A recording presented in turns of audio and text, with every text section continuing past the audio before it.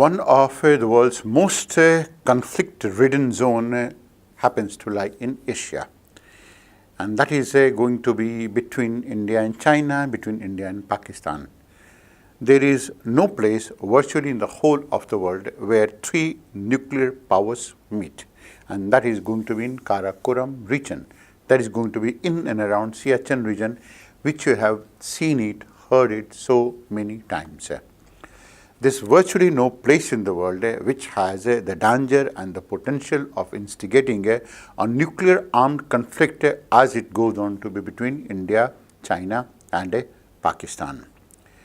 That is one part of it. Now this relationship between India and China and the souring of it and this type of a conflict can be traced to an extent. It has been traced, it can be traced, and it can be made to not rationalize, but it can be made to logic it out. And the basic logic in this case that goes into work is that in politics, there are only permanent interests. There are no permanent friends. In politics, there are only permanent interests, no permanent friends. Now, that is what we happen to be banking on in this case. Now, to deal with this topic, what exactly that we are going to do is we are going to pick up a brief background of it, how exactly that some of this type of a conflict started, the reasons for conflict, the areas of conflict, and the recent problem areas, that is encirclement of India, CPEC in northern borders, presence of conflict in Indian Ocean, a string of pearls in India, then the northern control over northern Arabia and its implications for the Arabian world, reviving the Silk maritime route, the Tibetan rivers, Siliguri corridor, and the line of control. Now, these are the areas which happen to be the potential areas of conflict between India and China. And of course, this is one part that is going to be much more significant than any of this country, because with respect to Pakistan, you can never be sure of the fact that is what is the problem today and what will be the problem next time. Any type of there for 15, 20 days even Indo-Pakistan relationships don't go on to be static. But with respect to China, we can go on to say it's a long-term conflict, it's a long-term interest, and how is it that we can go on to take care of all of them. Now, India and China have while we're going to begin with this topic, we must go on to make it complete for you that there are going to be certain things that are going to be truthful, but you don't have to write it. You don't have to even know them. But then it is essential for you to understand it, because only then you will be in a better position to analyze the situation. But you don't have to write it in the examination. There are certain things that may not be correct. That is going to be incorrect. But that is what exactly that you will be required to write. This is what will be more important for you to write. So you'll keep on making such type of a shifting between what exactly is incorrect, what is not so, and on that basis we'll go on to go ahead with this topic. It is only on that basis. We'll also go on to talk about, we'll go on to make a value judgment about certain things like what we said, that is intentions of the Chinese government in some cases. And such type of intentions, we are the one who are in a better position to judge that part, and we'll go on to do it as well. We'll go on to pick up the case prior to 1962. We'll go on to divide it. That is, the whole of this, the background is going to be divided. There is going to be one till about 1949, then till about 1962, and thereafter from 1962 onwards. Now, these things are insignificant. All of these things are insignificant right now, but a brief idea about the background will always go on to be helpful to you. But our main emphasis is always going to be on the recent problem areas, particularly the encirclement of India, CPEC in northern borders, and you will be able to know it only after having known this part. Okay. Coming on to this component. This is something that can be best understood with a map of India. Now, that's the way you can go to think of it. That is where China has been. It is still, of course, that's the country. Now, in between China and India, there used to be certain buffer zones. Now, this was a buffer zone. And it was a natural buffer. The whole of this region was a buffer zone. That was going to be one of them. And of course, the Tibetan region, the whole of this Tibetan region was also going to be a buffer zone. So that was also a buffer zone. This was also going to be a buffer zone. Now, the purpose of a buffer zone is that in this case, it was a natural buffer to separate two powers.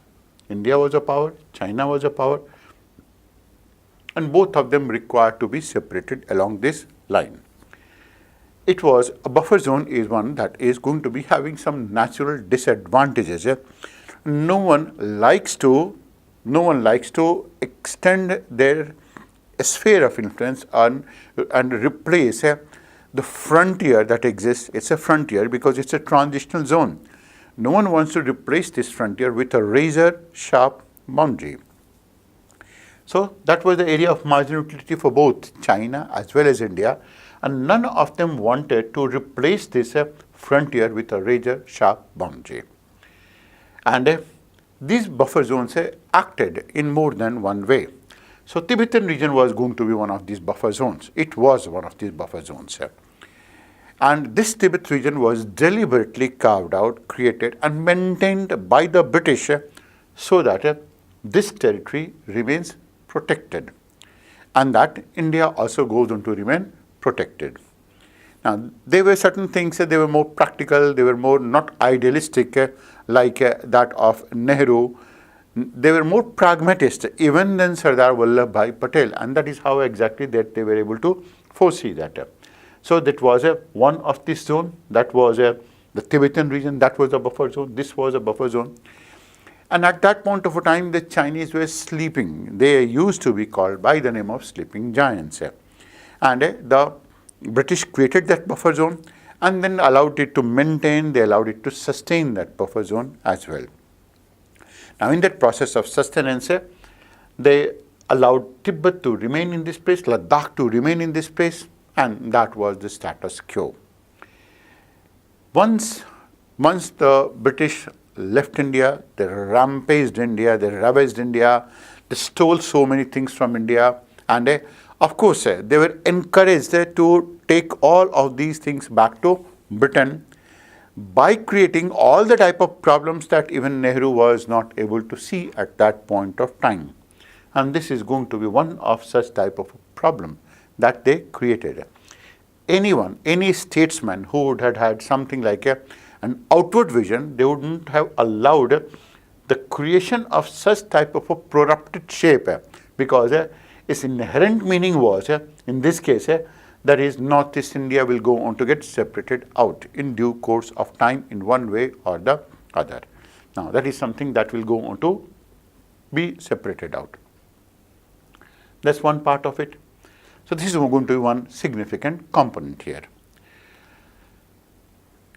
Now, after 1949, that is after the revolution that took place in China also, two things started happening. India and China started talking about each other, that is Hindi, Chini, Bhai, Bhai. Now, that was a slogan that was coined by Mr. Nehru, and he thought that the Chinese were going to comply with it. And at the same time, he also went on to comply with a principle that was called as Panchsheel, 5 principles, which both of these countries will go on to follow. Now, that was the perspective from Indian side. The Chinese side was that the Chinese wanted to solve all of their problems. Any of the territories that they thought that was going to be their own, they wanted to take it back within themselves. And the third was that not only that, what the Chinese also wanted was that they had an expansionist tendency. They wanted to be free of all of these type of troubles so that they can go on to concentrate on their work. China is always going to be concentrating on their work rather than anything else. And they wanted a greater amount of a concentration to take place in their work. It was in the pursuit of this concentration that in 1962, prior to that, Chow and Lai came. He went to Vietnam. He came to India as well. So he tried to, he went to Cambodia, he went to Vietnam. He went to different places in the whole of the region. And in the pursuit of it, in going to different places, what he did was that he solved all the border problems and all of those residual problems. He came to India also to solve this type of problem. Now, when he came to India, then imagine the folly of Mr. Nehru. Mr. Nehru took China to all those sensitive areas that no one is going to be taken for general. That was one. And he took it. He talked about so many of these confidential aspects that no one generally goes on to talk of. Now, we went on to begin with the basic premise in this case, that is, in politics, there are only permanent interests. There are no permanent friends at all. Now, that is how it goes on to be. That is the way that the politics in this case goes on to function, that goes on to work, and so on and so forth. That's one part. Now, the second part in this case is, that is going to be, that is when Chow and Lai came, he saw everything, there was a deadlock in the talks, he went back, and then, of course, whatever happened, that is history. So it was within a matter of months or so that there was an attack on India, and after this attack, they intruded far beneath in Arunachal Pradesh, but then they retreated back. In this place, what they did was that they picked up the whole of this region that we're going to be calling it Aksai Chin, and they took it.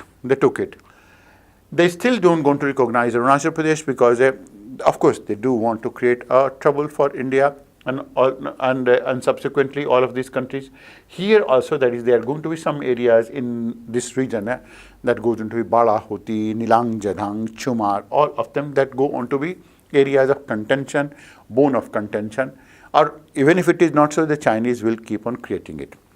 Now, why is it? What was the imperative from the Chinese perspective? That is, they did it. Now, there are certain things that you will come to understand it.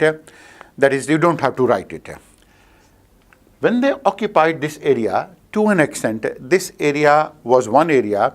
Even after independence, imagine 1947, Nehru became the Prime Minister. And when he called this area as his own, then there was no army person from India in that place. There was no one from India who was manning this region at all. Not even a single soul of India. How is it that you're going to call that territory as your own, where you don't going to be having any person of your own manning that territory? So that was implicitly recognizing that it is Chinese territory. That has been one part. That is from the Indian side. And the Chinese said that is, of course, it is our territory. Give it back to us. We can never going to say that is their territory. But why is it not that Nehru was one person who controlled this territory by sending defense personnel or anyone in this region? Now, for this type of a blunder, there is nothing that is you can go to give any excuse. Second was that as the Chinese were building up, Nehru was being warned. He was warned many times, repeatedly he was warned. And he was warned so many times. And how is it that he was warned in this case? He was warned thousands of times in this case. That is by K.V. Krishnamenon, who said that is Chinese are building up, they are building roads, they are preparing their army in this place, and they are doing everything possible here. And Mr. Nehru was saying that is no, nothing of this sort is going to happen, Hindi chini bye bye. So whenever Krishnamenon said something, and he said that Hindi chini bye bye, Hindi chini bye bye. And that is where it was. So none of the warnings that were given to Nehru, and none of the things that he could actually go on to see it, that went on to influence his decision making in this case. Of course, this was going to happen. Now, this can be interpreted in a variety of ways. One of them, that he was the biggest fool that one can go to think of. Who can go on to think of taking a look at an enemy or any person, preparing it to shoot you and coming with a gun, coming with a knife to stab you, and you're going to think, no, it's not exactly for that purpose. That is one way. Second is that he was a person who was an anti-national. This is the second way that you can go to interpret him. Largely because he was not concerned about the Indian territory. The third was he was completely apathetic towards India. These are the three interpretations that you can go on to have. Now, if you can go on to take a look at the track record of Mr. Nehru, what all the type of blunders that he did in Kashmir with respect to Pakistan, you always tend to think that he never thought about India as a whole at all. He never. He was concerned more about his practice, about his prestige, rather than India as an entity and India as a country. Now that can be evident because, of course, whatever that happened in Pakistan, however, whatever that happened with the United Nations, and despite everyone suggesting him, don't do it, he still used to do it, then this defies any type of a logic anywhere in the world. Of course, you'll going to find that Nehru is going to be counted among the 5 worst prime ministers that the world has ever produced. He is a part of it. It's a different matter that is a good number of people from India will never ever be in a position to understand it, largely because they don't have so much amount of a thinking ability or the information base that will go on to help them to understand that part. Now, if we can go on to make some value judgment about Mr. Nehru, then he was not a statesman, he was not even a politician, he was not a visionary, he was also not of course, taking a look at all of those things, he has never proved himself to be a patriot also in this case. And these have been some of these aspects associated with Nehru. But if you go on to ask it, if he has written the book Discovery of India and Glimpses of World History, he is a scholar par excellence. If he has written these books himself, then I don't go on to find that there can be any scholar, anyone who can go on to match that the way that he has interpreted those things. When you're going to study this, you will go on to yourself feel the same way. From a Chinese perspective, why is it that the Chinese attacked that part? There were many reasons.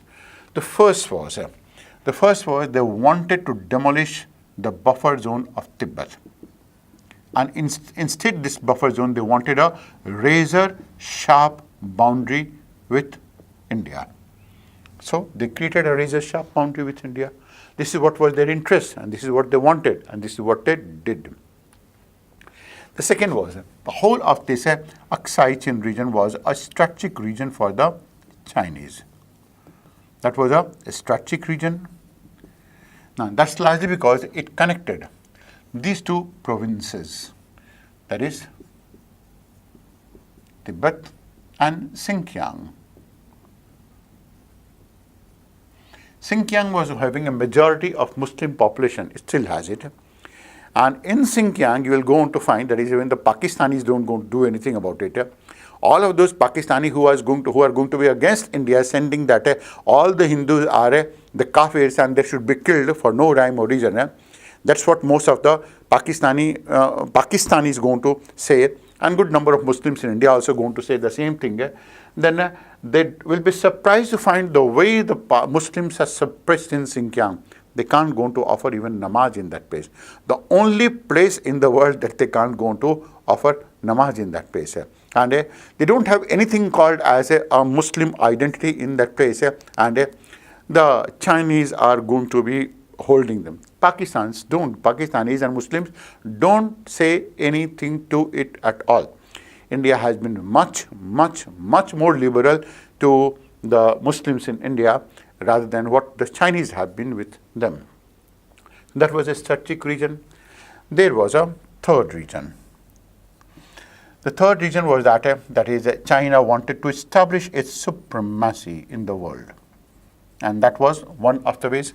Now imagine another folly of Nehru. When the Security Council seat was offered to India, India said that I don't want it, please give it to China.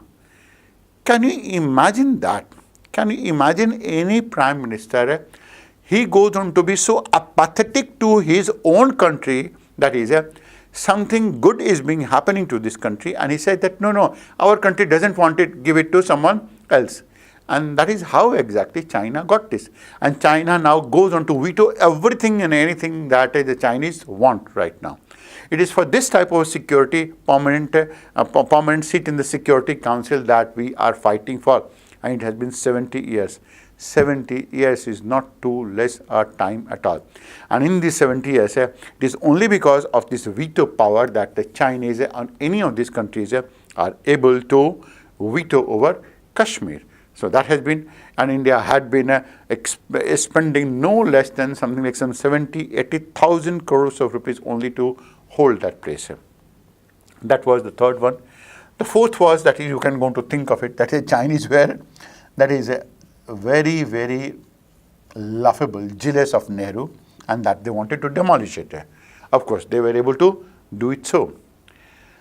The fifth reason why is it that they went on to attack was that is they wanted that whatever progress India can go on to make in the future, that should not go on to be done, and that entire attention of India should go on to be towards solving their problems in this case.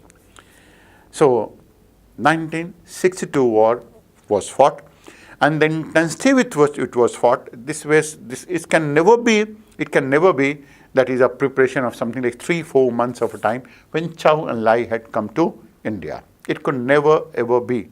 It was a preparation that required something like some 5, 6, maybe 10 years of a preparation also, and they have been building up, and it kept on building up till they attacked and usurped some of these territories from India, both of them.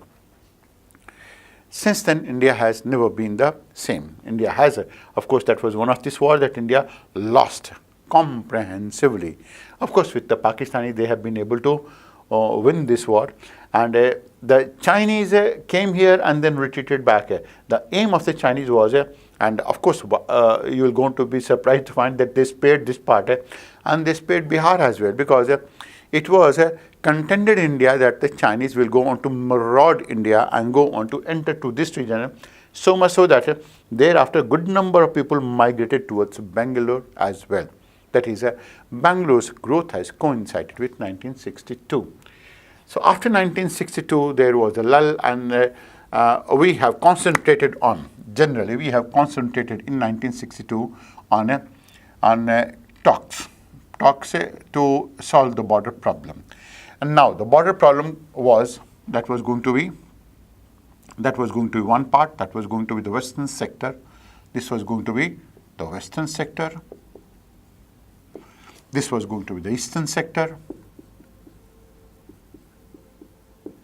And this was going to be the central sector. Here it was going to be the central sector. So what the Chinese said was that, they said that there is no way that they were going to relinquish this territory of Aksai Chin. That was the name that was given to this area. Now, we'll go on to let it. Aksai Chin is a barren desert. It's a barren desert. Now, you'll understand it. That is, in Parliament, there was one type of a debate that took place, and where Nehru said that nothing happens in Aksai Chin region. Why is it not that we can go on to give it to China? Then there was one gentleman called as M.V. Mathai. He said that is, your head doesn't going to be having any hair at all. Does this mean that you're going to give your head to someone else? And the debate was over. Thereafter, there was no debate on that part at all. But then those were the type of times where a lot of constructive debate, discussion used to be taking place in Parliament, not like what it is right now. So that was one part. So what we have done is that since then, we have concentrated on our border dispute. And in trying to engage China, what we have also tried to do is that in trying to engage China, we have been very, very, very, very forthright to allow them to trade with us, so that, of course, there are going to be some interest in one way or the other. And Chinese never showed that they are interested at all. It is only that we said that we are going to be interested. And we have allowed since then to get our entire of the country flooded with the Chinese products and with the Chinese goods. We have allowed this to happen.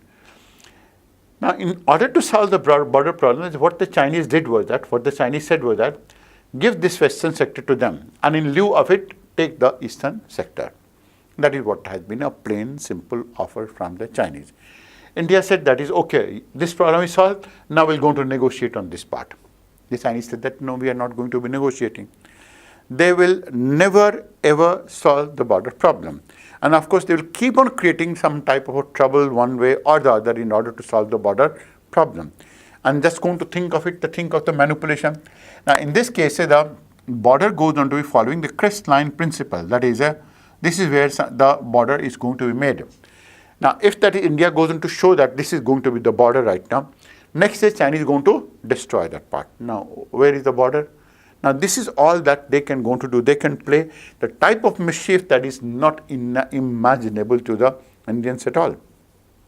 So some of these razor sharp boundaries that India goes on to show, they're going to, they don't going to accept it. Or even if it is some of the maps that India goes on to try to share, they go on to draw a line on the map that is going to be as thick as an inch on the map. Now, when they go on to be drawing such a thick map, then this is imaginable that they don't want to solve the problem, rather they want to create a trouble even more and intensify it even more as well. So, that has been the general case. That is, a border they will not going to solve because of two reasons. First is, the moment this border problem is going to be solved, India will go on to take all the troops from here and go on to move towards Pakistan. And they will go on to devastate, destroy Pakistan in no time at all. At the moment the Indians are able to shift their troops towards Pakistan, and Chinese have a vested interest in Pakistan, they won't be in a better position that way. That is one part. Moreover, the second aspect will be that Chinese will also not going to want to shift it, because India will then start concentrating on its economic growth. Of course, this is going to be one area that keeps on occupying the attention of the Indians. Now, the third is in this case is going to be that if that goes on to happen, then India will go on to be completely free. China will not be in a position to needle India, which China wants that should always going to be in a position to needle India, largely because this is the way that the Chinese going to be generally bargaining. And why not? If you go on to see from a Chinese perspective, you can always go on to think in such a manner. That's not an issue, and that is never be an issue at all. That is the situation as of now. Since then, we had improved our trade relationship with China. That's one part. Also, that not only trade relationship, since then the Chinese have also gone on way ahead. What the Chinese did and what the Chinese and Indian did what has been the difference between the Chinese and Indian?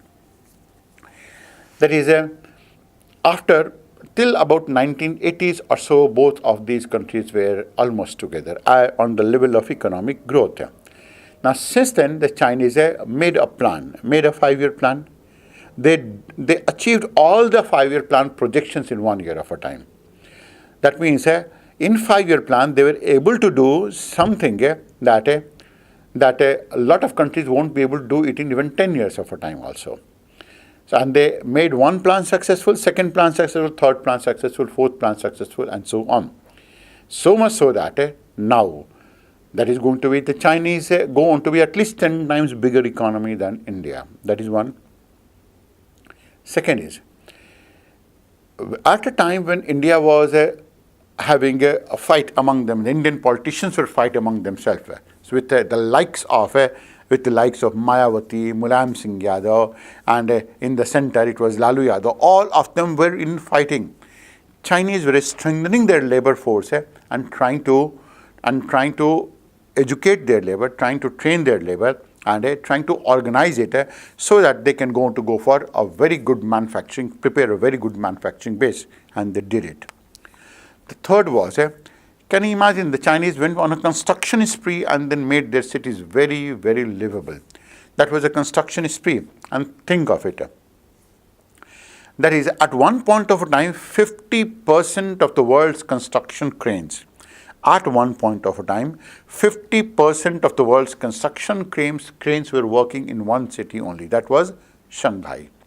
So they have completely eliminated the previous address that was existing in Shanghai and created a brand new city out of it. That has been another part. And now the Chinese are moving into artificial intelligence. They have their own something like a Google. They have their own something like a Facebook. They have their own USB port as well in this case. And what is one thing that the Chinese don't going to be having it right now? They have a market, they have a cheap labor, they are class apart in manufacturing here, and they can go on to manufacture a bullet train that is going to be as good as that of Japanese, to say of sorts, of course in this case. And they demonstrated it to the president, Russian President Putin also. That is at 350 kilometers an hour of speed. A coffee full to the brim that was not able to spill as well. It was so smooth at 350 kilometers an hour. Now that is the type of a development that you're going to see. Of course, the Chinese are going to be paying a price for that. And a good number of people will going to talk about India's potential is good or not, but then India is lagging way behind. Way behind. You will going to find in China, and if you're going to go in China, you will going to find that it's in the shopping malls in China is not going to be selling all the goods. There will be one shopping mall only for socks. There will be one shopping mall only for shoes. And these shopping malls, you cannot go on to explore in even one single day of a time. Some of these shopping malls can go on to be about 2 to 3 kilometers wide and that much longer, and with having something like 30, 40 stories as well. Now that is what exactly is a shopping mall. So that you want to buy anything, you're going to go to those places, place an order, and that will be sent back to you. That is the way that they're going to do it. In any of these things that you're going to buy in Indian shopping malls for 4,000, 5,000 rupees, can you imagine the same thing that you're going to get in China in just about 1,000 odd rupees of sorts? That is even by your own standards. So there is so much amount of a lag now between India and China that it's really worrisome, really worrisome. Now that from here onwards you can go to appreciate all of these areas that we are going to be having a discussion of. That is beginning with the encirclement of India, CPEC in northern borders, and so on so forth. That is how exactly we are going to move ahead. China's superpower ambition is bound to have a long-term impact on nation's security. It's very difficult to deal with an inscrutable, revisionist and rising superpower next door with whom India has a historical rivalry and whose brazen inroads into India's traditional sphere of influence leaves embittered. Ironically, it's trading relationship that is important to the economy, but then there are many areas of conflict. One of this area is the encirclement of India from every possible side. India is contained geopolitically by the long-standing axis between China and Pakistan involving other things, covert nuclear, missile and intelligence cooperation. With serious strains emerging in Beijing's relationship with North Korea, Pakistan is now clearly China as a real ally and almost the 24th province of China. Paradoxically, China and Pakistan had little in common, yet boast one of the closest relationships in international diplomacy. Their axes have been built on a shared objective to tie India down as firmer as a good number of people go on to observe it as well. Weapon transfers, loans and infrastructure projects allow China to use Pakistan as a cost-effective counterweight to India. Pakistan, for example, developed nuclear weapons with Chinese and US indulgence. Indeed, the more Pakistan has become a jihadist snake pit, the greater has been China's levy to increase its strategic penetration of that country. For India, the implications of the growing nexus are particularly stark because China and Pakistan are hostile, non-status quo powers bent upon seizing additional Indian territory. Significantly, as China's strategic intervention in POK has grown, it has started needling India on J&K. Now, this is something that is again going to be significant because it's a new development. 1/5 of J&K is under Chinese occupation. That is Aksai Chin area, as we have talked about. It has employed innovative ways to question India's sovereignty over J&K and stepped up incursions in Ladakh to such an extent that sometimes they come to that area and pick up a rock, go on to write it like made in China, and then they go on to go back. Now, these are novel ways to treat and tease India. China is clearly signaling that J&K is where the China-Pakistan nexus can squeeze India. Its military pressure on Arunachal Pradesh appears aimed at distracting from its other designs. POK serves as an artery to the China-Pakistan nexus. Much of the Chinese funding will be for the power project, including some of them like the Karot Dam, the so-called Azad Kashmir's border with Pakistan, Punjab. This dam is one of these first products. And then, as if to highlight that China treats Pakistan as its newest colony, just go on to think of it. China thinks in long term. Pakistan is now becoming China's launch pad for playing a bigger role in Indian Ocean and West Asia. It will also go on to serve as the linchpin of China's India containment strategy. China's land corridor to the Arabian Sea will extend India's encirclement by the Pakistan People's Liberation Army (PLA) from the J&K and borders to the Indian Ocean sea lanes. Insurrections on Balochistan, however, stands out as an Achilles heel in China's corridor initiative. But then the new Pakistani government headed by Imran Khan has been able to win over these areas. Possibly, Balochistan will not go on to be a problem anymore for Pakistan, and Pakistan will not go on to be a problem for India. China already has the capability of launching a swift border offensive against India in conformity with its principle to win local wars. This is what Pakistan's latest defense white paper goes on to say. China is also enhancing its extended range force projection capabilities by establishing overseas naval bases in the Indian Ocean. China's rapidly growing military modernization program has changed the balance of power in South Asia. China, with its asymmetric and fourth-generation warfare and joint operation capabilities, an enhanced strategic reach can go on to pose a serious challenge to India both in border war as well as in Indian Ocean. Chinese maintain a strength of 5 to 6 divisions on the borders against Indian forces, and estimated that China can deploy only about 20 divisions in a war because of constraints posed by the Himalayan ranges. But it has created infrastructure to maintain large reserve forces in Tibet that can be deployed both for defensive as well as offensive tasks at a very, very short notice. China may be able to deploy over 32 divisions in the offensive operations supported by an array of Chinese missile forces, and that really goes on to pose a formidable threat to India. India's air power is sufficient to hold its own against the Chinese air power to a limited war, but its capability in the prolonged, unlimited war will be very, very limited. In an all-out scenario, India will face simultaneous multiple threats from China and Pakistan that may range from conventional asymmetric and sub-conventional level war with threats of weapons of mass destruction. However, India will face additional threats from terrorism, cyber and electronic, and information warfare. Indian armed forces will have to protect its island territories and sea lanes from Persian Gulf to Malacca Strait and in a war against China. So, China has been trying to encircle India from every possible side. From the northern side, in Kashmir, from the western side, by Pakistan, on the western sea front, that is going to be through Gwadar, in Indian Ocean, that is going to be again through Myanmar, through Sri Lanka, and of course Pakistan, through the eastern borders, that is going to be through Myanmar in this case, and now you add Nepal to it as well. And we have been allowing Nepal to be drifted away from India, and we have actually did it so. There is a country that used to be so close to us. Chinese have dumped so many things in this place.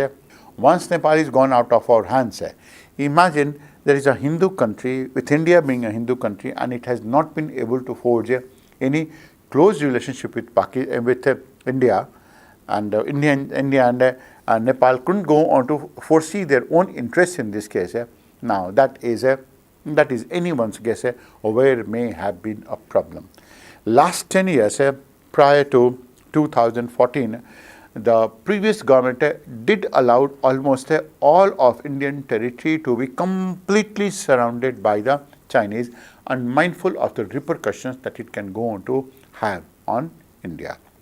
Of course, this is something, if you can go to ask any defense analysis, they will always going to say that it has been deliberate. Deliberately, India has allowed China to encircle it from every possible side. Of course, the more you're going to read about it, the more you will going to learn about it as well. The second of this present problem between India and China happens to be CPEC and OBOR. That is China-Pakistan Economic Corridor and One Belt, One Road initiative. Now, this is likely to have a major impact on India, and India's feeling is that India is going to be getting itself surrounded, and China, because of its complicity with Pakistan, is in a position to surround India from every possible side, and that it has more of a strategic implication rather than anything that is going to be economic. Now, China is developing a network of highways and has moved troops to the Gilgit-Baltistan region in northern areas, and has improved military infrastructure in the eastern sector, increasing the possibility of a two-front war. China is sending ambiguous signals. Army's proposed revised defense strategy would be a step in the right direction. China's occasional papers on a border war with India must be fully analyzed, as they could be an indication of the Chinese concept of waging a war if they can win, or a war that they are likely to win. China has been enhancing its offensive capabilities all along our northern borders by deploying new weapons system in collaboration with Pakistan that is calculated to change the military balance in a border war. China is accelerating military modernization drive that will greatly add to its strength, and they have been doing it so. Of course, it is their posture of strengthening their military as well as economy that goes into be giving this type of a mixed signal. China has a huge geographical handicap. That means no access to the southern world oceans, and this is what China wants to ensure that it has. So, Chinese shipments from Europe, Middle East, Africa have to travel all the way around India, Malacca and ASEAN. Now, China cannot go on to be dependent on Malacca Strait for a simple reason that it's a choke point and which India can actually go on to choke. China has a serious problem with most of the countries in that region due to its aggressive military posture. Pakistan is very important for Chinese economy because China has almost made Pakistan as its territory. That is almost like a colony of sorts. If China could get a route through Pakistan to access the Arabian Sea, it will go on to give multiple advantages. The strategy to deal with it has led to evolution of CPEC. It's a corridor of highways and railways that will go on to run from Kashgar in China to Gwadar in Pakistan on the Arabian Sea near Iran border. And all the infrastructure associated with CPEC will be constructed for Pakistan by China almost at no cost, and even if it is going to be some of these costs that is going to be entailed, Pakistan will have to pay so much amount of an interest that will go on to make the Pakistan economy bankrupt. Now, that is what is likely to happen, and this is where Pakistan is also heading towards. Now, you can go on to take a look at the picture of the CPEC from your screen so that you can understand what exactly it goes on to entail. Now, that is the picture of CPEC. As you can go on to begin, it goes on to begin from Kashgar, that is going to be in Central Asia, and that goes on to run, combining it with Abbottabad, Islamabad, Lahore, and ultimately ending itself in Gwadar. Now, this is a place, it is this portion that is going to be significant, that goes on to be running all the way along the Pakistan occupied Kashmir region of it. Now, this is one part that will go on to maybe change the economy of Pakistan to a large extent. But its overtones are that these are the sections that will go on to pressurize India and go on to put a strain on the security resources of the country. This is another picture of it, and if you don't go on to mind this verse, that is Indian occupied Kashmir, it is always going to be occupied, permanently occupied by India that way, if it is going to be occupied, because it's Indian territory. Other than that, that's how exactly that it goes on to be talking about movement of it. And this is what exactly is the Pakistan occupied Kashmir region that is beginning from here. That is the concept of a CPEC. This is how exactly that it wants to show itself. This gives you a much better picture of the influence CPEC can go on to have. Now, passing through the entire of this region all the way here, of course, through the Indian territory, and that is going to be ending up till Gwadar. That's the place that is going to be more significant for us. This will go on to help control the whole of Pakistan. It will go on to pick up the entire of Iran and other regions as a market. And that will go on to also open up the whole of the African countries as well.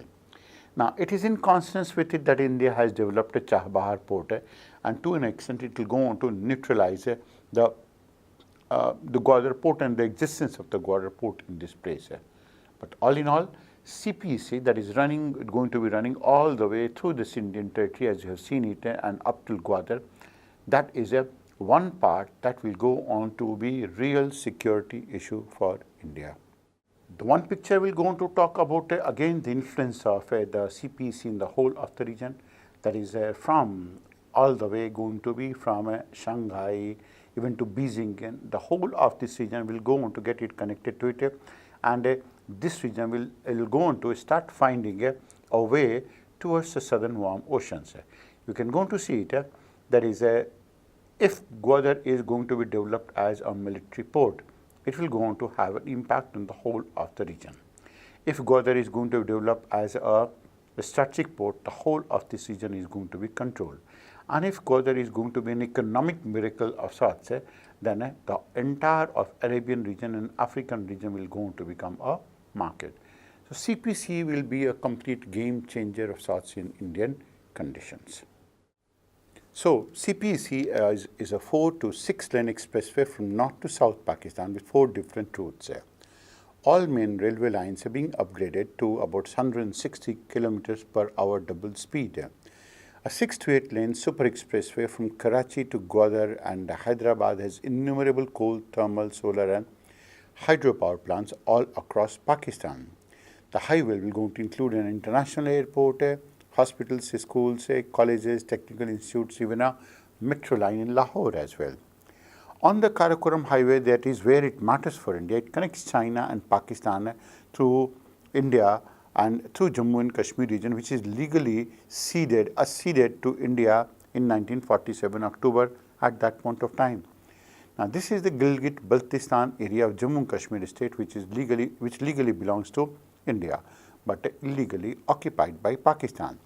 China has also occupied illegally the western and the southern part of in the northern part of Jammu and Kashmir region, particularly that goes in Shaksham Valley, gifted by Pakistan in 1960s, and Aksai China that it had occupied and annexed from India. The highway passes through Gilgit-Baltistan and Pakistan-occupied Kashmir, and that is going to be connecting through the POK. It is this POK and the northern territories that is going to be posing a security threat to the country. Gwadar, coming to south, Gwadar is just about 400 kilometers away from Muscat and about 500 kilometers from the Strait of Hormuz, through which all oil passes.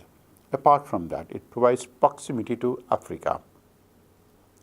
China virtually owns much of Africa today, having billions of investment. Apart from that, China buys natural resources from Pakistan. Pakistan itself is a very, very big market. China will flood Pakistan and Gulf with its cheap products, and make a windfall there too. It will have proximity to the newfound friend, that is Sri Lanka. If US, UK control Malacca Strait, Singapore or India in the Indian Ocean decide to choke it, China will have no problem as it has CPEC. So it will be CPEC is a bit to neutralize any effect that India can go on to have on the Malacca Strait. But all of CPEC in China's ambitions bearing fruit depends on the Karakoram Highway, and that depends on the POK that continues to be occupied by Pakistan. That is where the vested interests of the Chinese go on to be. CPEC, China's hope of lifting its economy and securing its strategic position in the region. Its future depends on Karakoram, Hindu Kush, Pamir region, which since ancient times have been strategically sensitive and which has been called as the Silk Route. If India were to take POK, it will squeeze the Karakoram Highway and shut it, so there will be no more CPEC or Silk Route. And that is the whole game. CPEC and highways are primary military conduits rather than having any civilian aims and ambition. And that is going to be the second of the issue that India goes on to be facing from China. The third is going to be China's threat in Indian Ocean region. China is rapidly increasing its naval presence in Indian Ocean region although it possesses only few facilities and denies intentions to increase military power in the region. Chinese have signed an agreement to set up a naval facility in Seychelles for counter-piracy operations. Earlier, China gave 2 surveillance aircraft to Seychelles and its naval hospital ships a peace arc in somewhere in 2010 itself to treat the sick people of Thailand. There is little doubt that anti-piracy operations in the region, especially off the Somalian coast and the Gulf of Aden, are required, but it has to be an international effort not only to secure China's shipping or merchant ships' interests in that region. And more importantly, most of these pirates go on to be owing a good amount of allegiance to China, and that again goes on to pose a question mark on whether it has been a Chinese manipulation in this case or not. Moreover, it gives China a strategic reach to this important part of Indian Ocean. A naval base of China can be a part of our projection not only for counter-piracy naval operations, but for a lot of other things as well. Some Chinese naval ships have been deployed off the Somali coast since 2008, but a naval facility that became a base that is exclusively Chinese means power projection in disguise. And that's what exactly China in its pursuit of blue water navy has been trying to do it so. Chinese efforts to secure military collaborations and support have been reported with the Maldives and Mauritius, and in Maldives they have just opened a bridge. They have been, the elections are going to be in Maldives only on 23rd of September 2018, and this, if the present President Yamin goes on to remain and it goes on to be in the Chinese hands, then things are going to go out of India. However, most significant Chinese move has been to establish facilities at the Gwadar seaport in Pakistan, obviously for collaboration between armed forces of China and Pakistan, as China forces can operate from there to help Pakistan at a very, very, very short notice. A Chinese strategic policy document issued in 1980s had said that China should employ military diplomacy with the countries of the Indian Ocean region. It was mentioned openly that in small countries, the militaries can be won over with free and low price. That is the price of friendship that they're going to think of. With military equipments supported with some economic assistance, getting bases made from getting bases there from any political dispensation will be then very, very easy. Bases and friendship treaties with Indian Ocean rim countries is a new major strategy that endangers Indian Ocean security. It aims at encirclement of India with the southern ring and China's advance in Indian Ocean towards the African continent and petroleum-rich countries. The Indian Ocean strategy of China is one of them that is again going to be surrounding India from the southern side. it has its overtones if it is going to be so. If India develops Andaman Nicobar Island and goes on to be close to the Malacca Strait and goes on to choke it, then there are going to be various ways in which China can go on to secure itself militarily in the region by help of this military diplomacy. Chinese efforts to secure port facilities in Bangladesh, although has been largely unsuccessful so far, but in Myanmar and Sri Lanka, it is present. And it is present in a good amount. The main maritime trade route in the Indian Ocean region has been developed by the China, and China is rapidly developing its naval power to acquire, blockading the area denial in it is developing its naval power in an effort to blockage the whole of this area.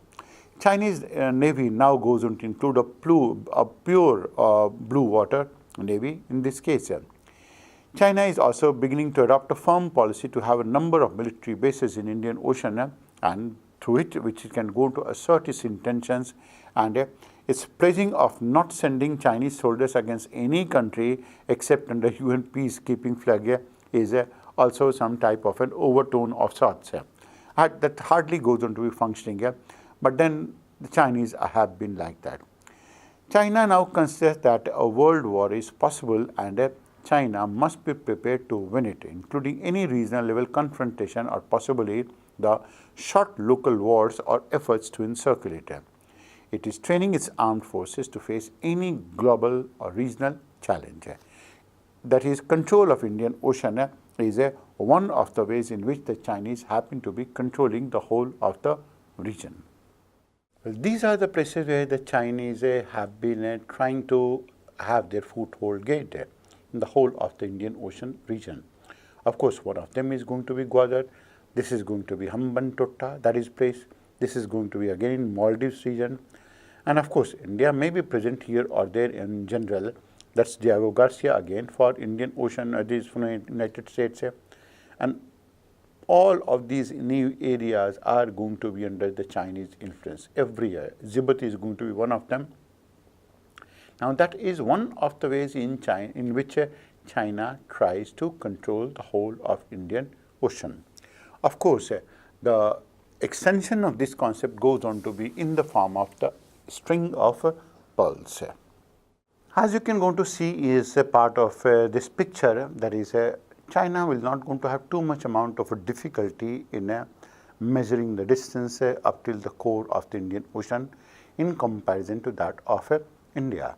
And that is the basic reason that China has been pushing itself all around preparing bases and with military diplomacy trying to control Djibouti, trying to control Oman, of course not Oman, but trying to control Pakistan, Myanmar, Sri Lanka. That's the way that it tries to be going ahead with it. The most important of this plank of controlling Indian Ocean is going to be in the form of a string of pearls, and that is called a string of pearls policy of China. Now, taking a look on this map, you will come to understand this is what exactly it means. These are all going to be such type of string of pearls, and see the way that Chinese are intent on surrounding the whole of the region. Some time back, they were going to be in Red Sea region, that is up till the port of Sudan, in that place. Now they are trying to control the bubble Mandeb Strait in this region by coming close to that of Djibouti. This is another place. Of course, they have come close to Seychelles as well in this case. And some of these ports that are going to be Hambantota, for example, that are going to be very significant. So it is almost 100% sure now that is Gwadar in their hands, Malay is in their hands, Hambantota is in their hands.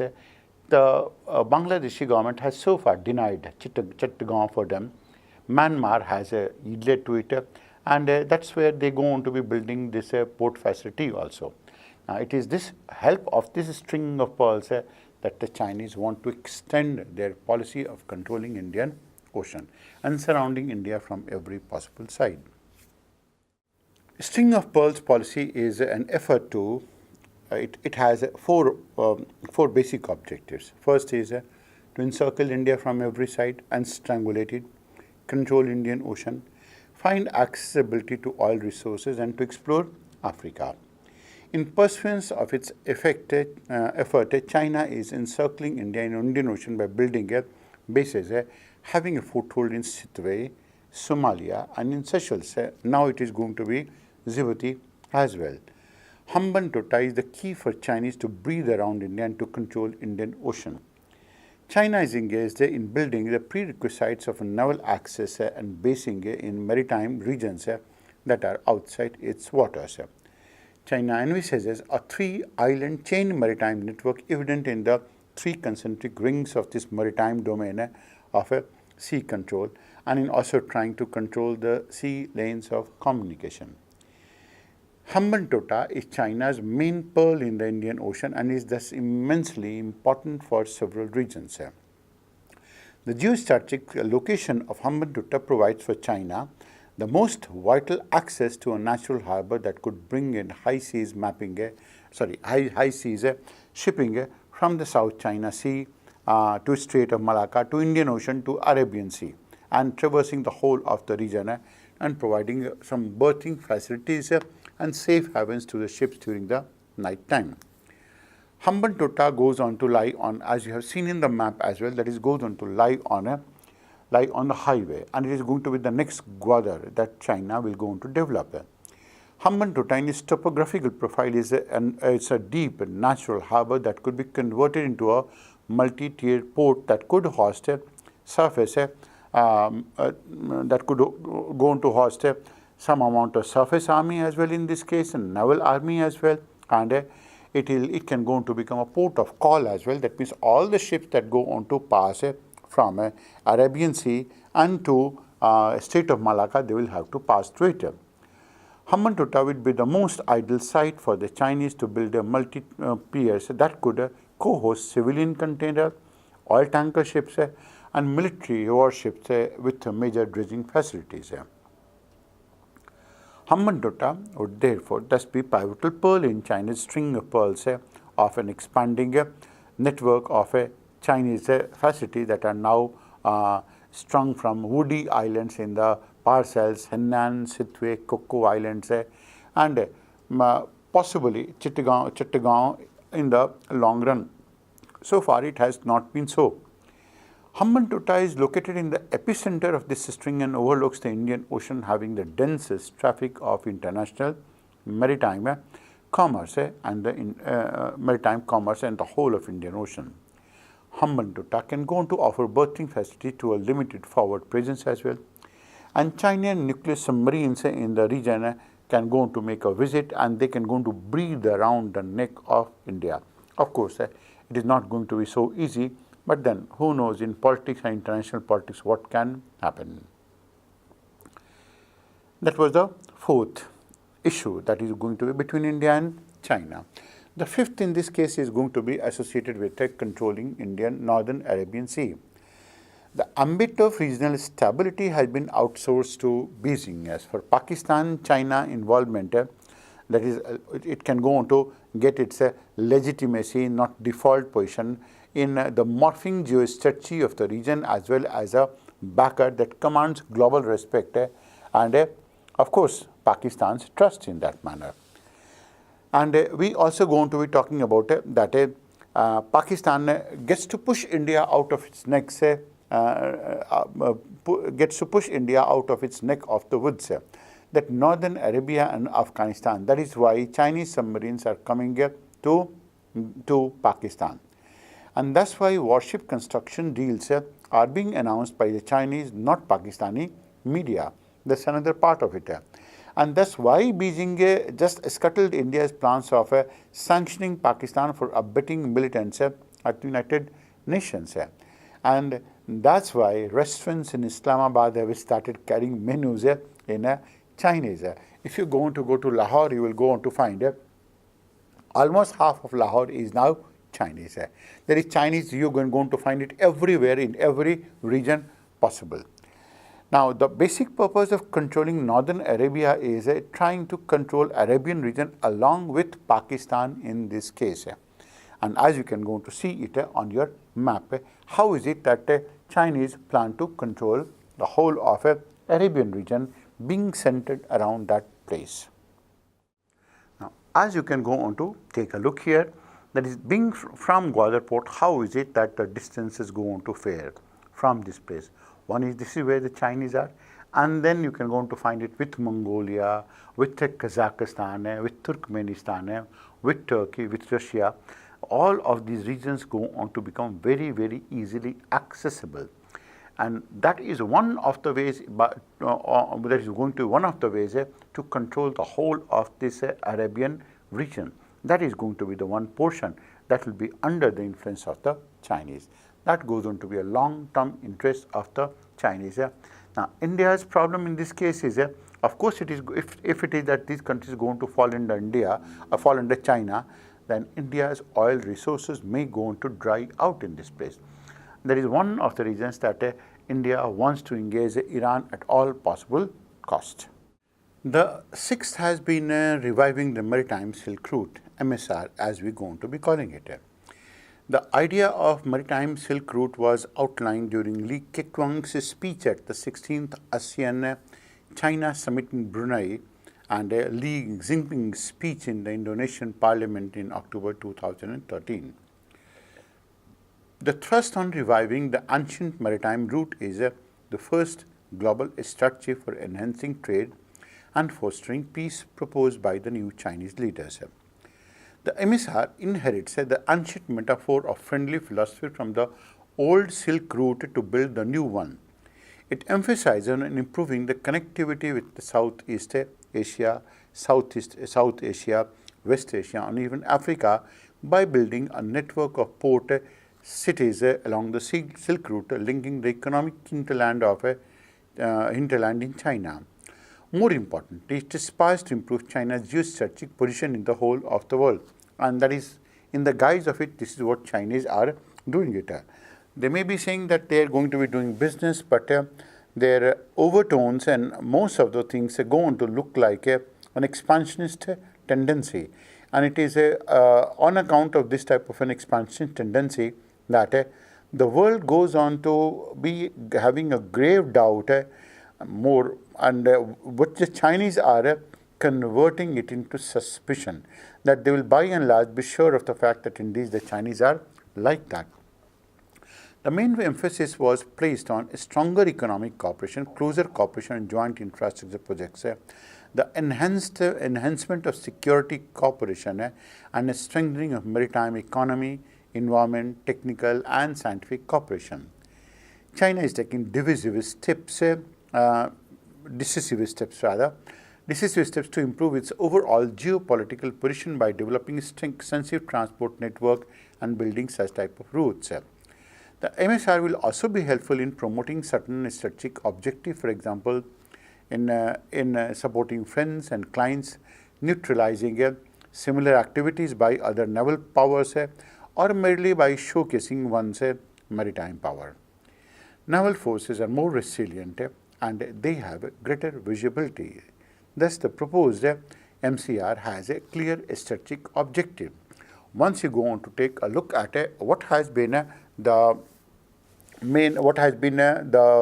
older Silk Route, the new Silk Route, and how is it that it's going to be done, how is it it is thought to be achieved, you will go on to become even more clearer. Repeated. Thus, the proposed MSR, that is Maritime Silk Route, has some clear strategic objectives. As you will go on to see it from your screen, that how is it that it is seeking to establish China much better than what it has ever been before. This is the Silk Route that the Chinese have been handling for some amount of time, and this is what they want to expand on. Now, if you can go on to take a look at it, that is, this was an ancient Silk Route. It's a series of overland trade routes that connect China, Central Asia, and Middle East. And the silk was one of these most important commodities. Then there is going to be Maritime Silk Route as well. Now, what the Chinese want to do is that by taking control of this whole of this region, in the guise of developing the Silk Route, they will go on to have a camouflage strategic posturing in this case. That means they will go to say something else, that is they want to do trade, and they will go on to do something else. That means they will want to threaten the country's acquired land, and Chinese have always been having some expansionist tendency.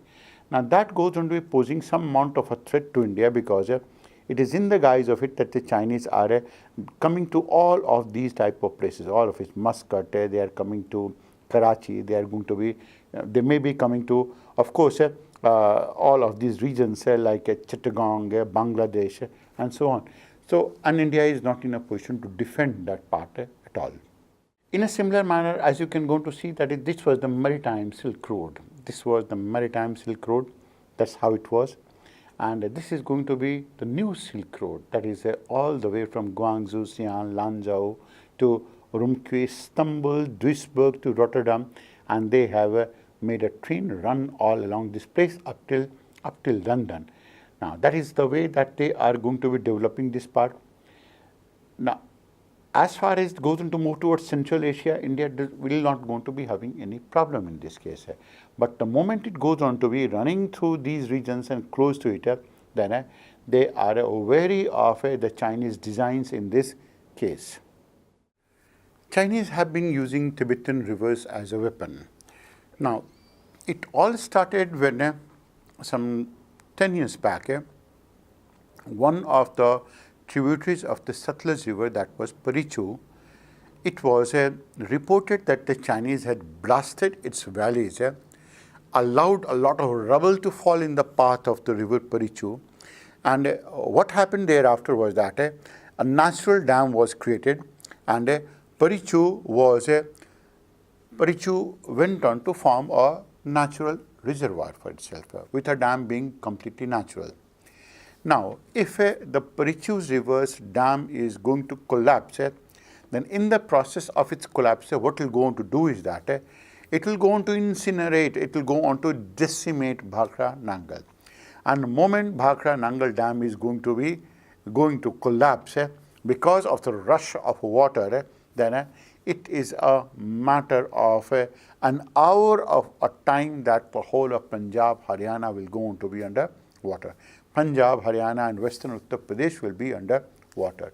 It will be so bad. It will be. Chinese have, all in all, maybe they have taken a lesson out of it, that all in all they have started using the Tibetan rivers as a weapon. Deadly and a lethal weapon. In Tibet, China is in control of waters flowing into the Indian subcontinent and Southeast Asia. There, it has control over Indus and its tributaries, as well as Brahmaputra and its tributaries in Tibet region. Chinese strategy is to construct dams over the river so that it can regulate the flow of water as per its own will and use it as a weapon to bargain for it to trouble the countries.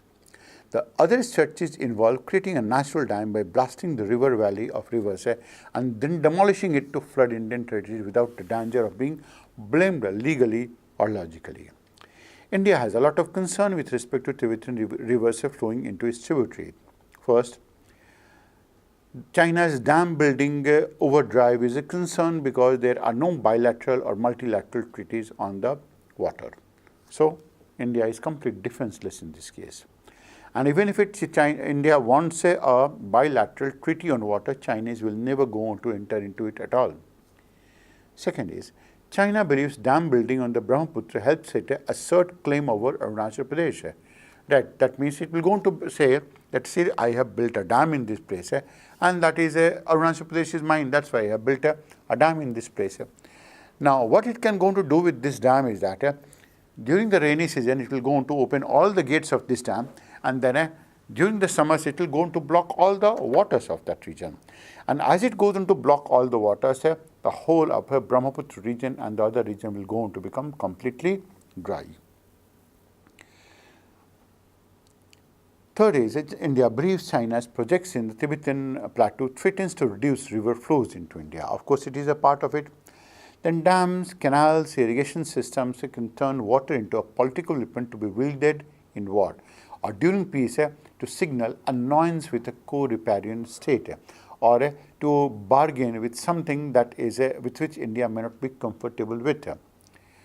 The fifth can go on to be, that is, denial of hydrological data in critical seasons when the flow of the river is very high, is an indication of the type of an attitude and the type of mentality and the psyche that the Chinese may be having. And they are doing it so. Most dangerous of all, contemplating northward rerouting of the Yarlung Zangbo, that is going to be Brahmaputra. It is the diversion of the Brahmaputra, which is an idea of China, and China doesn't want to discuss it in public. And this is something that the Chinese can go to actually use it for the purpose of devastating India and Brahmaputra plains particularly. As you can go to see it on your screen, that is where the Yarlung Zangbo is going to be, and how is it that it can go on to be, to an extent, have an impact over India. Now, this is the river that we have been talking about. Now, that is going to be Yarlung Zangbo, and that is going to be the name of Brahmaputra. That's the place where the Chinese have been building its dam in this place. That is one of these places. Now, with the help of it, what the Chinese can go on to do is that they can go on to control and regulate the flow of this water, the whole of this water that goes on to flow all the way into Bay of Bengal. Now, that is going to be one part of it. The second, of course, is going to be associated with all of these regions as well. Now, that is going to be Mount Kailash in this place, and we are going to be talking about that's the way that the Indus can go on to flow. So, they have the liberty to control the flow of both of these rivers, which can go on to be the lifeline of India.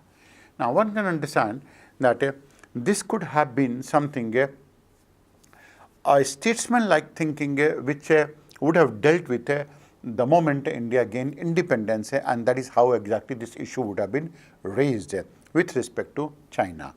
From 1947, maybe 1948, you can go on to think of 1948 to 1962 is 14 years of a time. And there were a lot of times when both the Indian premier and the Chinese premier went on to meet each other, but they never talked about this aspect at all in any manner. They never talked about this aspect at all in any manner and anyhow. However, Chinese do going to be having an absolute advantage over the Tibetan region, as you can go on to find it, and you can go on to also find the number of rivers that go on to originate.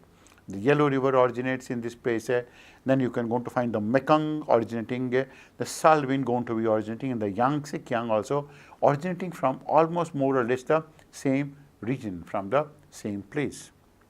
And of course, this is what allowed China to play politics. Now, this is a larger picture of what you can go on to find it. This was one of the rivers that we talked about, Yarlung Zangbo, and that goes on to become Brahmaputra in India. And at the same time, we'll go on to find some of the rivers like Satluj and Indus also going to be originating from the same place. It goes on to be having a catchment area that is going to be by and large the same. Tibetan Plateau in any case is going to be a high region that leads to the origin of Mekong, Salween, and from its edge, Irrawaddy also. Chinese, not only they can go to trouble India with it, they can go to trouble the whole of the Southeast Asian region in this manner. The seventh problem is going to be in the form of chicken neck. That's what we're going to be calling it by the name of Siliguri Corridor. The thin chicken neck is a territory that is connecting the 7 Indian northeastern states to West Bengal and the rest of India. So what we're going to be calling it by the name of Siliguri Corridor. That lies in the Chumbi Valley of the Chinese held Tibetan Autonomous Region, and that is contiguous with Indian states of Sikkim and Arunachal Pradesh. The Chumbi Valley is flanked on either side by Sikkim on its west and Bhutan on the east, and Nepal shares a common border with Sikkim, and the Chinese and Indian armies are face to face along with the whole of Arunachal Pradesh. The geostrategic significance of the place for India is that it is able to monitor the Chinese movement in the Chumbi Valley.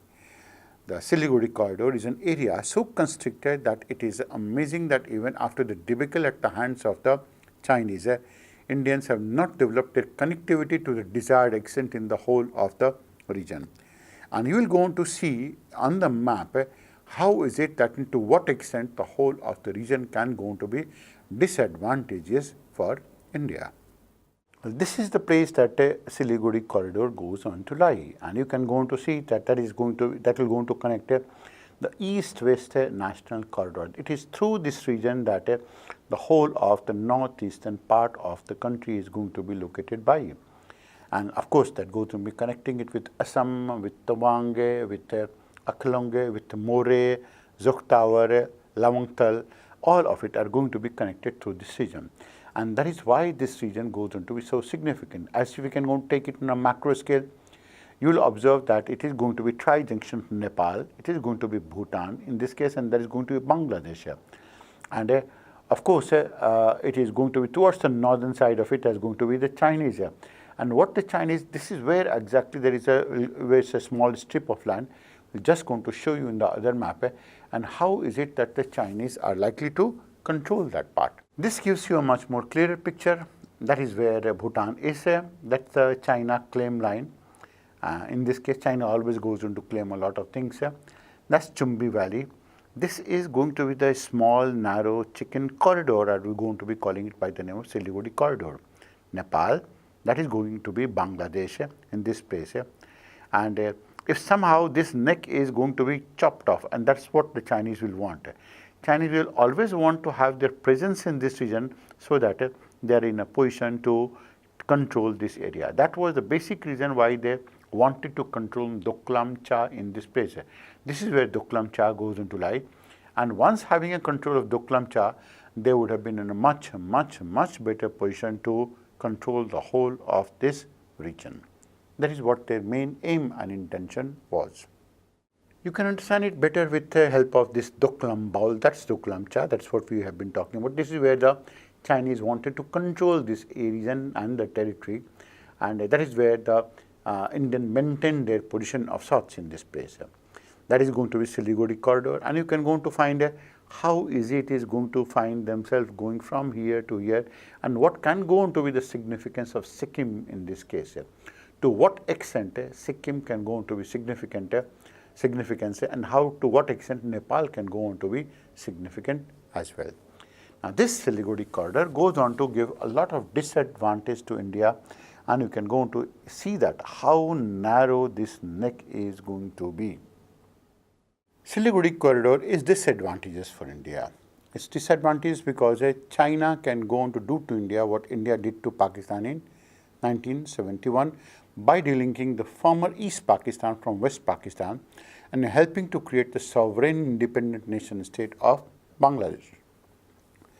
Other disadvantage that India faces in its defensive posture vis-a-vis China is that many of the infrastructure projects of road and bridges have been belatedly initiated, of course, thanks to the 70 years of a rule or the misrule that you're going to talk about.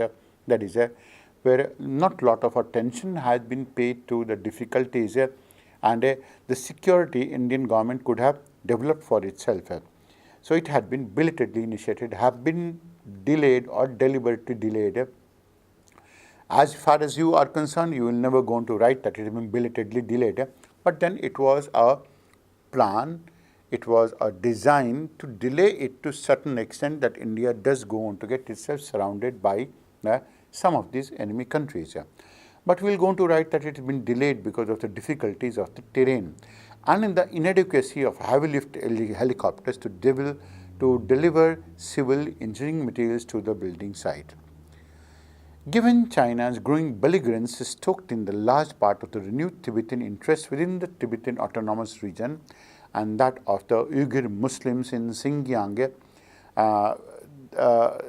region, and this is going to be one of those aspects that is going to be not going to be so good for India. It's, as far as the overtone is concerned, it's not going to be good because it is going to be lying at the doorstep of Tibetan region and Tibetan refugees. By the very nature of its geography, the Siliguri Corridor is indefensible with static obstacles and firepower. As experience has shown, the sustained patrolling by the Indian Army, paramilitary forces and the West Bengal Police, not to mention the protection forces of the Indian Railway, a broad gauge and a meter gauge line passes through it, and this is one of the reasons where the criminal and anti-national activities are so rampant. That has also been helped by at least the West Bengal regime that goes on to be even now, and someone that was back as well. That is, both of them have helped. I mean, the communist regimes in this region had not too much amount of a concern about the defense of the country. And then one of these regimes before this regime of a governance in Bihar, which deliberately changed the demographic composition of the region surrounding that region, which was close to that of Bihar. So you can go on to call it as an anti-national act and so on, but then that's how the politics has been played by some of these politicians, uncouth politicians of Bihar and West Bengal as well. West Bengal was communist and another of them was by the RJD in this place.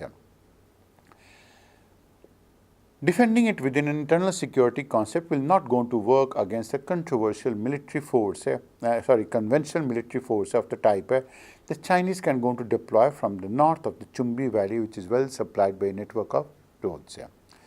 The fact that Bhutan lies to the east of the northern limit of the Siliguri corridor creates a dicey situation for India. The use of Bhutanese territories for the defense of the corridor will attract Chinese punitive action against the Bhutanese. That will be there.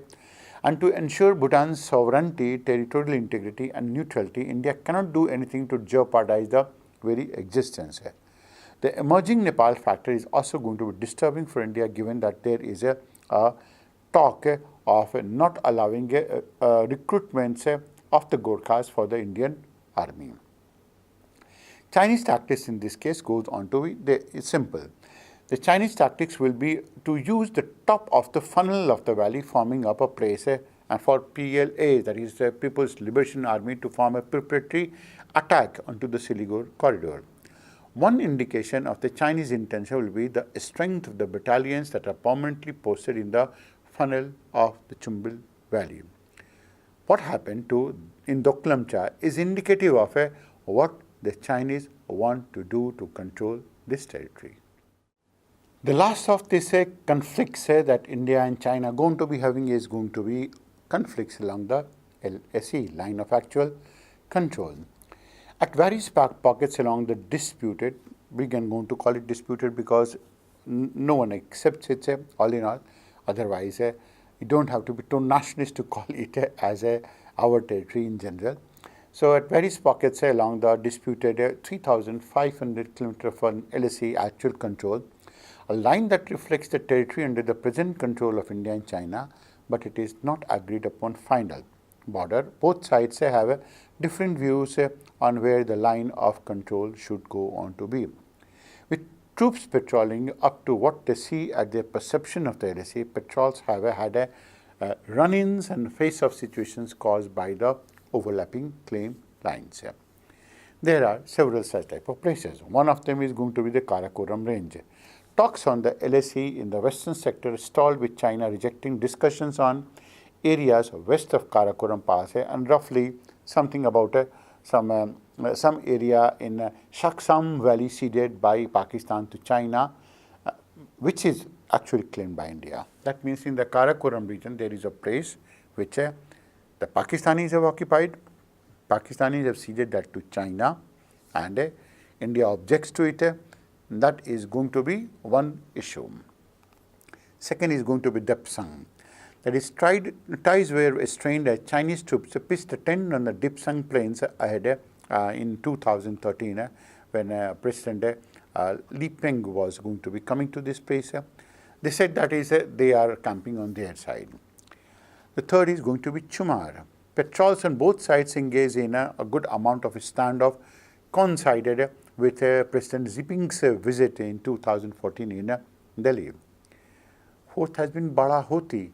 There is different perceptions of area in the middle sector of Uttarakhand emerged during the map exchange in 2000, with reports of intermittent incursions that keeps on taking place in the whole of this region. Fifth has been Tawang. China has never recognized the McMahon line in the eastern sector, and its hardening claim on Arunachal Pradesh and especially in Tawang, in spite of a 2,500 understanding of a settled population, has led to a variety of type of stalemates. you will go to understand some of these border issues and LSE from the screen that you're going to take a look at now. This is the Karakoram problem. That is the whole of this region is going to be the Siachen, that's Siachen PK. This is where the Pakistan occupied Kashmir, POK, that we're going to be calling it. This is an area that was an Indian area, and the Pakistanis has ceded it to China. This was territory ceded by Pakistan to China in 1963. And that's the Chinese occupied Kashmir that we're going to be calling it as Aksai Chin region. And that is the line of Indo-China line of actual control. That is going to be one of these areas. You take a second look at it. This is the one area that we have just talked about in this region, saying that is an area that is going to be under the Chinese control. That's the Karakoram area. That is going to be Aksai Chin area. These are the areas that are we going to be calling by the name of Bada Hoti. That is one of this area that is significant here. Now, other than that, these are going to be disputed borders also. And all in all, they go on to say that whole of Arunachal Pradesh is going to be claimed by them. And this is a McMahon line. That's McMahon line, and that is going to be disputed border. That's one they say that is going to be their complete territory of sorts. Now, these are the areas that keep on emerging out of nowhere at all. The 7 conflicts that we have taken a look at goes on to show that China is in absolutely advantageous position with respect to all of them. To a large extent, it is, because China is going to be on a highland. China goes into be controlling all the waters. China has Pakistan with itself. China has measure of its population towards the eastern coastal region, and which India will go on to find it difficult to strike even through an intercontinental ballistic missile, because they happen to lie towards the eastern side of it. So China has a lot of advantage. India has a lot of advantage other than that over China, and it will be coming in the near days as well. It is not necessary that India can go on to worry as much as it can go on to, and of course they are not going to be that, but then having taken a look at it, you will go on to find yourself in a better position to draw any conclusion. Chinese economy should not be growing in the near future. This is an account of one-child norm, reduced demographic dividend, saturated world market, and a huge inventory of raw materials and many other things which the Chinese have built. That's one. That is the reason that they go on to keep on looking for markets in different places, here, there, everywhere. And one of these reasons for building CPEC is going to be that. Second is, China's top-down system that failed in most of the countries, but seems to have so far succeeded in China. This system has inherent disadvantage. A top-down coercive system may work for a while, but it tends to backfire in the long run. Coercion and the dictatorship of the conductor can go on to produce good music, but truly good music requires personal freedom for individual players and trust between the conductor and that of the orchestra. The Chinese top-down system is also embracing that it may be impossible to dismantle. Like in so many countries through history, when there is some malfunctioning of such a system, the economy gets short shift from political power preservation, and that is where India can go to have its strength. Now, thanks to India's early commitment to democracy, openness, and free media, it is now in a position to reap the benefits. Demographic norms and the traditions of freedom, and in particular the anonymous ballot, play an important role in bringing a lot of wrong turns to an end, as happened in the US as well as in India. India has a much better position,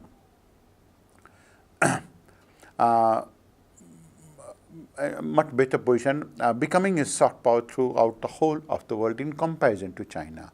India has only leveraged this status in yoga and to some extent in Ayurveda. It needs to take it a long way. Then in terms of demographic dividend, India will be a country to look for and use its youthful population. This is the trump card for India if India can educate, skill, and value load its youthful population. Indian youth are only being made literate. They are not provided with values enough that they can go on to be of a real asset to the country. And as we're going to say it, education without value is a lethal weapon, because the same people who know some skills, they know certain engineering tricks, they can go on to become anything. They will not go on to be of their own country. They'll go on to migrate anywhere. They can go on to become a terrorist. They can go on to take bribe to dismantle the bridge, anything. And that is what exactly is the main problem with the country. The leaders of the most populous country and the world's largest democracy agreed to meet in Wuhan to fix the intricacies that strained the relationship in the past. The leadership agreed that peaceful, stable, and balanced relationship between India and China would be a positive factor for stability amidst current global uncertainties.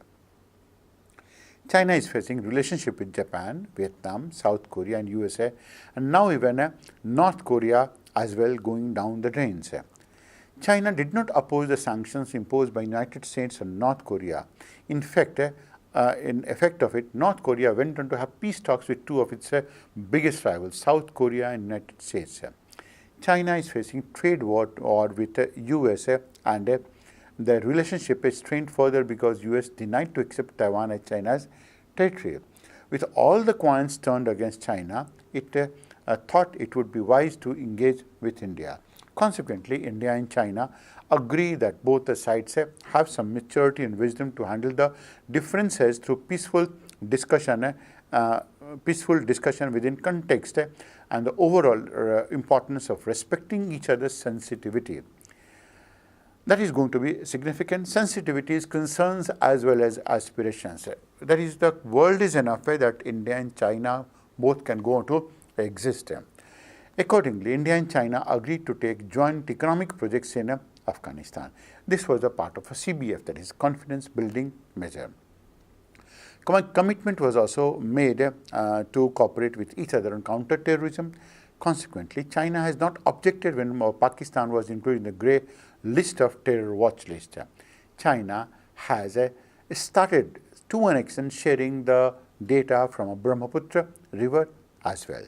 We just going to hope that is in the coming days, that is because of the turns and the overturns that the world is taking for, particularly maybe because of a new regime that has come up in Pakistan, and looks as of now that is on this date, that is 20th of September 2018, looks like that it will go on to go in a rational manner. We hope that is India, China, Pakistan will go on to live in a peaceful existence.